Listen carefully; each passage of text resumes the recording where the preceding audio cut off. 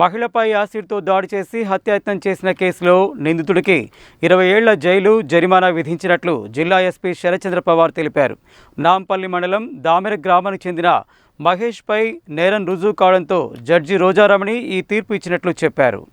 జిల్లా ఎస్పీ శరత్చంద్ర పవార్ తెలిపిన వివరాల ప్రకారం నాంపల్లి మండలం దామెర గ్రామానికి చెందిన బచ్చనబోయిన మహేష్ అదే గ్రామానికి చెందిన మహిళను వేధించి యాసిడ్తో చంపేందుకు యత్నించగా బాధితురాలు నిందితుడు మహేష్ పైన నాంపల్లి పోలీస్ స్టేషన్లో ఇచ్చిన ఫిర్యాదు మేరకు 2018లో కేసు నమోదు చేసి ఛార్జ్షీట్ కోర్టులో దాఖలు చేయగా బుధవారం నల్గొండ జిల్లా ఎస్సీ ఎస్టీ కోర్టులో నేరం రుజువు కావడంతో నిందితుడికి సెక్షన్ 307 ఐపీసీ హత్యాయత్నం కింద నేరానికి 10 ఏళ్ల జైలు శిక్షతో పాటు ₹1000 జరిమానా విధించారు. ఈ శిక్షలు ఏకకాలంలో అమలు చేయాలని ఆదేశించారు.